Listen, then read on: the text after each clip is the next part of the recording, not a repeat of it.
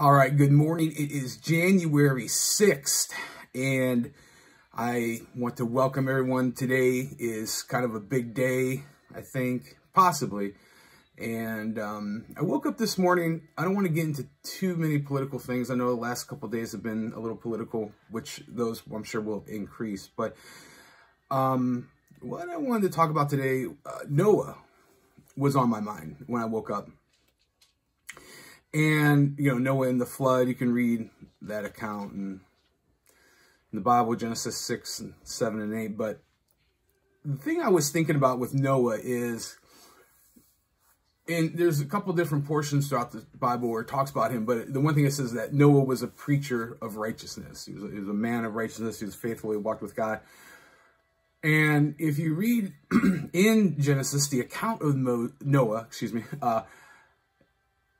he was obedient and he did what God told him to do. And in being a preacher of righteousness, I'm sure he tried to be an example. He tried to be a voice in his time and his generation. But at some point,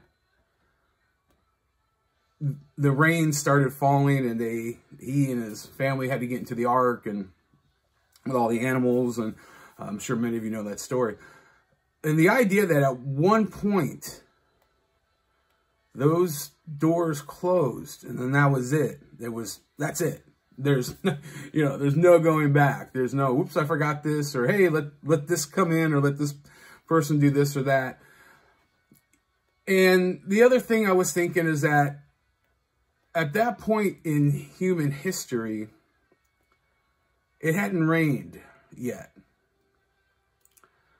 It's just kind of an interesting thing. So there was something that these people had never seen before. And Noah was warning, and Noah was giving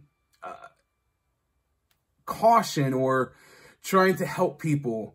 And, they just kind of probably scoffed and said, this dude's crazy. Look, this dude's building a boat. What was a boat? Well, what is this? What? They have no idea. Probably today's comparison would be, he must wear some kind of tinfoil hat. Some kind of conspiracy theorist. But Noah was right. He was obedient. He listened to God. He had spiritual acuity, common sense. And the flood came. And, even scientists have said that there's many, many articles of proof that says that there was a huge flood on the earth at some point. It collaborates with the Bible story. But nonetheless, the thought of something that's happening in their time that never happened before, and that at the idea of constantly warning and talking about it. And then once those doors close, that's it. And I just looked at the news, and once again, I won't be too political, but, the Georgia Senate seats, one was too close to call. One was apparently called, but apparently there's possible disputes on that.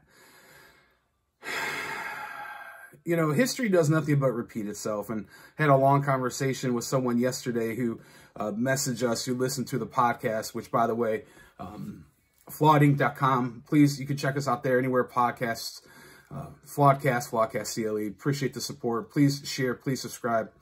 But, it's just at some point,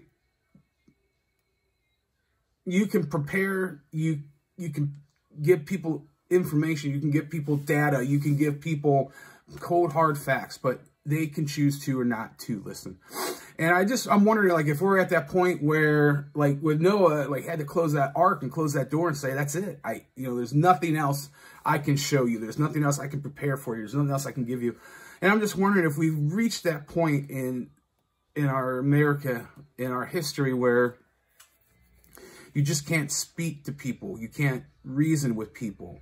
There's another Bible verse that says, come now, let us reason together. I'm just honestly wondering, and please leave a comment if you agree, disagree. Are we at that point where we can no longer come and reason together? Are we no longer at a point where we can just agree to disagree and yet still hold the thread of commonality that, you know, we are human, or not yet, we're humans, but we're, you know, we're Americans, and that we do have the opportunity to live in a land where freedom used to be valued and cherished. And it seems as if, honestly, from my point of view, it's being handed over. And it's just so sad to me. I hate tyranny. I loathe it. But it just seems like right now people are willfully calling for that, willfully wanting that tyranny to reign over their life instead of being a free individual to make their own decisions, to make their own choices, good, bad, or ugly, good, bad, or indifferent. That personal freedom, that personal responsibility is just, people are rather given over to a governmental system, a global governmental system soon, that they don't have to think. They just give control of their souls, of their choices, of their freedom to that. And that hurts my heart. That really bums me out. That makes me sad. But I want to keep it short today. I just want you to think, are we at that point where we no longer can we reason together? No longer can we reason with people? Are things so set in place, and ideologies and beliefs so hardened in minds of hearts of people that there's no room to evaluate if people have been wrong, if the opinions you had weren't accurate, if maybe what you've been told wasn't the truth and you believe the lie and you're so embedded now that you're so prideful you can't admit that. And I'll be honest, that's happened to me a lot. And throughout the years, I've had to realize I was wrong and eat some humble pie and, try to make amends. But nonetheless, shout out to my buddy Dave and Rich, who are in DC, who are, protesting peacefully, as the First Amendment guarantees them the right to. Pray that everybody there would just be safe, that there wouldn't be any crazy things that would happen. But all right, love you guys. Get in the arena. Please share, please subscribe, Flawedcast, Flawed Inc., all that good stuff. So talk to you later. Bye.